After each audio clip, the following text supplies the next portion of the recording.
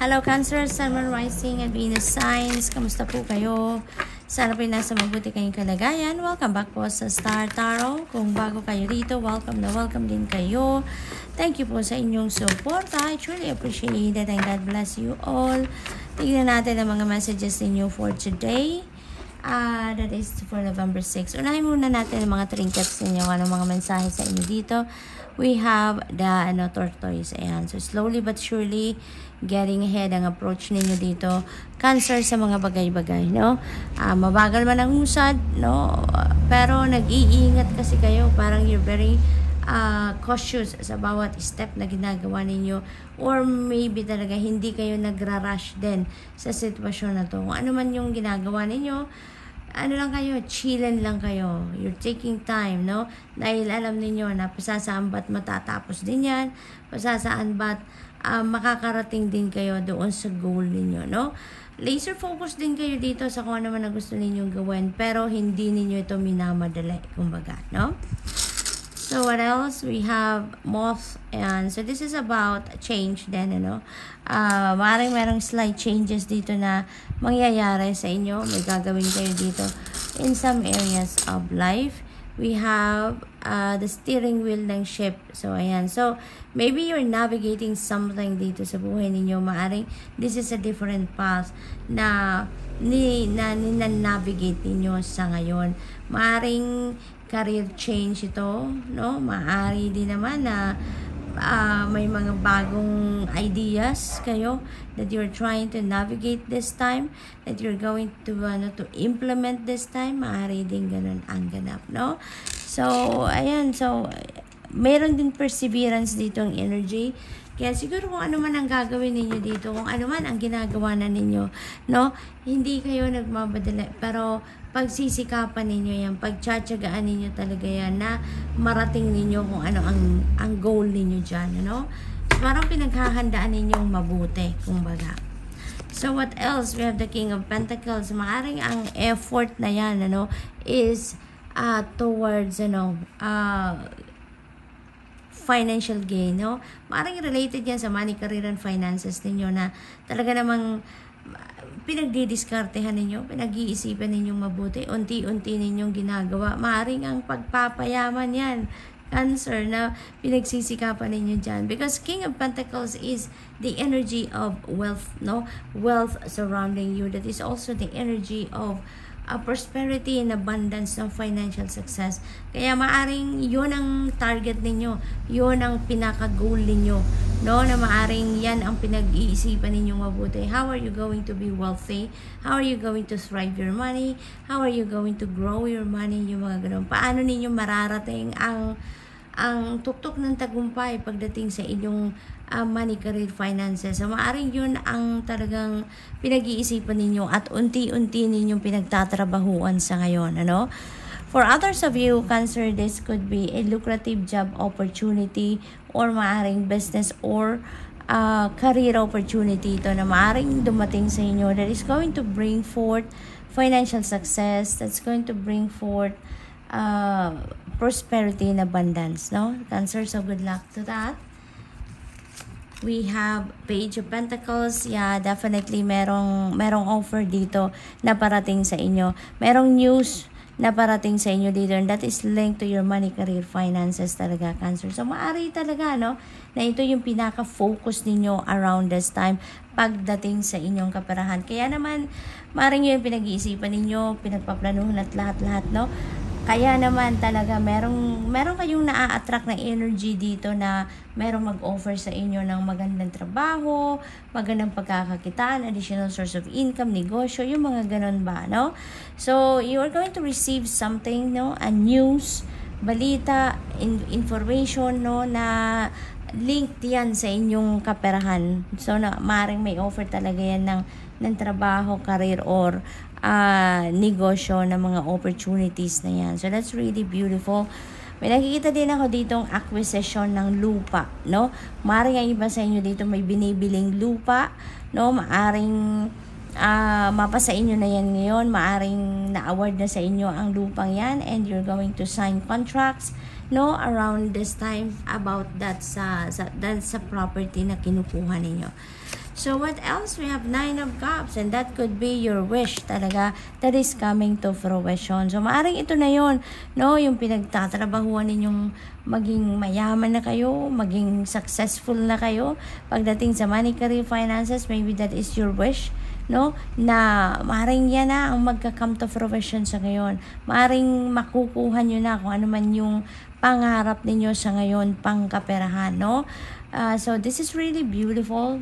Talaga magiging masaya kayo dito. Tignan ninyo yung heart chakra ni Cancer, yung puso ninyo talagang maliwanag, radiant, alam mo yun, sa sobrang saya, no?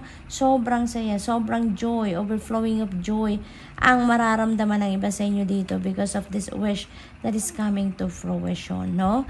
So good luck, and that's all I have for you for today. I hope nakatulong ang mga mensahe ito in some way. Thank you for watching. Love and light. Namaste. Hello Scorpio, Sun, Moon, Rising, Venus signs. Kamusta po kayo? Sana po ay nasa mabuti kayong kalagayan. Welcome back po sa Star Tarot. Kung bago kayo rito, welcome na welcome din kayo. Thank you po sa inyong support. I truly appreciate it, and God bless you all. Tingnan natin ang mga messages ninyo, Scorpio, for November 6. Unahin natin ang mga trinkets ninyo. We have cat. Ayan, napakaganda. So, you're very curious about something sa ngayon, no? Maring meron kayong pinag-aaralan ngayon, maring meron kayong research, meron kayong inaalam na additional information, no? That you are very curious about. So, maring ganun ang sitwasyon ng iba. Learning something ang focus ninyo. Good fortune, good luck, new beginnings. Napakaganda ng parating na energy sa inyo. Ang swerte ay nasa inyong horizon dito, no? Good fortune, new beginnings. Napakaganda. So yung fortune na yan, ano, it could be in any area of life ninyo. Hindi lang yan swerte sa pangkaperahan, but that could also be swerte sa ibang bagay. That could be swerte sa relationship. That could be swerte sa mga kaibigan, sa pamilya, you know, paghahanap ng trabaho. And kung ano man yung swerte na to na parating sa inyo, you know, this is going to bring forth opportunity para sa inyo na, alam mo yun, magkaroon kayo ng ginhawa sa buhay, yung ganon. Sa iba't ibang parte, ano, ng buhay ninyo. Depende sa inyong sitwasyon. Kasi parang ang iba sa inyo dito, Scorpio, siguro nanggagaling sa hardship, nanggagaling sa isang challenging situation. And ngayon, no, may path na magbubukas para sa inyo that is going to bring forth kaginhawaan sa buhay ninyo. That could be prosperity, abundance, then, no? And ang yung abundance naman not necessary din na pera lang, diba? It could be abundance of love if that's what you need as well. It could be abundance of energy, of time, no? Depende sa inyong sitwasyon. It could also be parang all of the above, diba?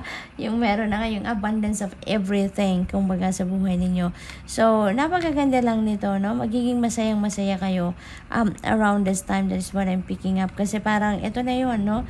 Ang kasabihan, diba, there is always a rainbow after the rain. So, after the storm sa buhay ninyo na pinagdaanan ninyo in the past, Scorpio, nandito na ang rainbow. Nandito na yung pagkakataon ninyo para maging masaya, para makabawi naman, kumbaga, kayo sa naging sitwasyon ninyo, no, noon. So, what else? We have letter J. This could be your initial, Scorpio, or maybe this is your this is the initial of the person that you're going to be dealing with around this time. Maaari din naman na letter J is a very important letter, or that is a significant letter para sa inyo, no? So, what else for Scorpio? We have 6 of Swords. Ayan, napakaganda. This is moving on energy. No? So, most likely talaga, nanggagaling ang iba sa inyo dito sa troubled waters, and you're heading towards calmer waters. Papunta na kayo dito sa masayang sitwasyon sa buhay ninyo. No? Nanggagaling kayo dito sa isang sitwasyon na hindi masyadong healthy, hindi masyadong maganda. Maybe that is a toxic situation. Maaring that is a toxic person that you are leaving, you know? Maaring gano'n ang ganap. Whatever the case may be, ang pinipili ninyo ang inyong kasiyahan, ang inyong safety, ang iyong peace of mind, no? ang inyong happiness. You are choosing yourself dito na magkaroon ng isang magandang sitwasyon sa buhay ninyo and experience. Kaya iiwanan ninyo dito ang kung ano man ang unhealthy situation sa buhay ninyo. Kung ano man yung mapang-abuso, disrespectful, wala nang pagmamahal, yung mga ganong klaseng bagay dito, yung sitwasyon na hindi maganda talaga, yun ang iiwanan ng iba sa inyo dito, Scorpio, no? And with that, papunta na kayo doon sa kung saan kayo magiging masaya, mas magiging peaceful ang buhay ninyo, no? And that is the rainbow, no? That is your rainbow na dadatnan doon, kumbaga. So that's really beautiful. We have temperance, ayan, yung patience niyo talaga, no? Kasi ang napipick up ko din dito, maaring ang sitwasyon na to, maaring matagal na ninyong pinagtsatsagaan, no? Pinagsisikapan na siguro gumagawa kayo ng mga paraan para mag-improve ang inyong sitwasyon dyan, maging maayos. Pero siguro, hindi nangyayari, no? Kasi kung wala naman cooperation sa ibang tao, no? At kayo lang ang nag-e-effort. So talagang most likely walang mangyayaring maganda, walang magandang output 'yan, 'di ba? So you've been very patient, no? Siguro to wait for this opportunity, no? Na magkaroon na kayo ng siguro lakas ng loob para iwanan ang sitwasyon na 'yan, or maybe you waited for resources, no? Nagplano kayo, kaya maaring matagal ninyong pinag-isipan ang bagay na to, yung move na to. Kaya ngayon, there you go, no? May mga pagkakataon na siguro, this is your chance na, kumbaga, na makaalis na kayo sa sitwasyon na yan. So, good luck to that, Scorpio. And huwag kayong mag-alala, no? Sa journey ninyo na to, you are divinely guided, no? Meron ditong gabay ang Panginoon para sa inyo. Merong angelic assistance dito, no? Sa temperance energy. Kaya tutulungan kayo ng inyong mga angels and your guardian angels and ang Panginoon. So, we have Knight of Wands. Ayan. So, you're really going to push that situation. So, gagawin nyo ang lahat dito para mangyari kung ano man itong gusto ninyong mangyari. You're really going to push through your plans dito ng sa gayon. Pagtagumpayan nyo talaga, makarating na talaga kayo kung saan kayo papunta, kung saan kayo patungo na magiging masaya, peaceful, harmonious, no? Yung ganon. You're embracing new life dito, no? At mag-iingat din kayo, Scorpio, no? Lagi kayong magdadasal, lagi din kayong makikiusap, no? Sa inyong spirit team na gabayan kayo lagi. Kasi dito, parang this is a fast-moving energy din. So, maaring may mga bagay dito na mamadaliin ninyo, irarush ninyo, maaring ganon. Kaya, lagi lang kayo din makikinig sa iyong intuition dahil kahit nagmamadali kayo, hindi kayo matitiisod, no? Kasi kung nakikinig kayo sa inyong intuition, lagi at lagi kayong mapupunta sa tamang daan. Lagi kayong magagabayan ng inyong spirit team dito para sa tamang direction lang kayo makarating, no? So, good luck, and that's all I have for you for today. I hope nakatulong mga mensaheng ito in some way. Thank you for watching. Love and light. Namaste. Hello Pisces, Sun, Moon, Rising, and Venus signs. Kamusta po kayo? Sana po nasa mabuti kayong kalagayan. Welcome back po sa Star Tarot. Kung bago po kayo rito, welcome na welcome din kayo. Thank you po sa inyong suporta. I truly appreciate it and God bless you all. So Pisces, tingnan natin ang mga messages ninyo for November 6. Unahin natin ang mga trinkets ninyo. We have the rainbow. Napakaganda because this is good fortune. This is new beginnings, no? This is opportunities na napakagandang parating sa inyo dito that is going to give you kaginhawaan din sa buhay, no? Kasi parang you are coming out of a challenging situation. You're coming out of a difficult situation sa buhay ninyo. Kaya ngayon parang merong ginhawa naman kayo sa buhay na mai-experience, no? May mga opportunities and possibilities na dadating, no? Para makaramdam naman kayo ng kaginhawaan, no? Di ba merong kasabihan na there is a rainbow after the rain? So, ito na yon Pisces. Ito na yon. There is a pot of gold, kumbaga, at the end, no? Ng rainbow na yan. So, that's really beautiful. So, we have owl, ayan, this is change and transformation. So, maaaring yung mga opportunities na yan, nahatid ng rainbow energy, magandang pagbabago ang hatid niyan sa inyo, no? So, what else? We have the owl, ayan. So, excited na owl ito. So, maaring excited kayo dito sa mga pagbabagong itong mangyayari, or maybe magiging excited kayo dito sa mga opportunities, no, na maaring dumating sa buhay ninyo around this time. So, napakaganda lang, diba, Pisces? So, what else? We have Page of Cups, ayan. So, there is really an excitement dito, no? Merong tumitibok-tibok ang puso ng iba sa inyo dito. Kumbaga, flattering ang puso ninyo sa ngayon. Because, maybe of those various opportunities na maaring dumating dito na talaga namang mag-create or maghahatid ng saya sa inyo, excitement, no, pagbabago, magandang transition sa buhay ninyo dito. So, good luck to that. And also, Pisces, parang dito, siguro may mga balita din kayo dito na marireceive. May mga communication kayo na marireceive dito na maaring yun ang magpasaya talaga sa inyo. So, that could be sa iba't ibang parte ng buhay ninyo, depende sa inyong sitwasyon. That could be balita about trabaho, maaring may ina-applyan kayong trabaho at maaring matanggap na ninyo yung sulat na natanggap na kayo sa trabaho, or maybe may ina-applyan kayong trabaho and now there is an invitation for you para ma-interview, yung mga ganon, or maaring magsasign na kayo ng contract, ng job offer, yung mga ganun ba. So, that is really beautiful. Isa pa dito, Pisces, maaari din na may mga invitation dito for social gatherings, no? Kaya naman parang mai-excite din kayo because maybe matagal na kayong hindi nakakapunta sa mga party, hindi kayo nagkakaroon ng pagkakataon na makapasyal din, diba? So, maybe this is it. This is your opportunity. Kaya masaya kayo dyan.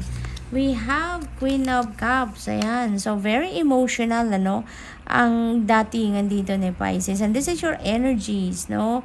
Pisces. Kaya, most likely, kayo ngayon, talagang very emotional ang iba sa inyo dito. Malambot ang puso ninyo sa ngayon. At you are also, heightened, ang inyong intuitive abilities, ang inyong mga psychic abilities are heightened sa ngayon.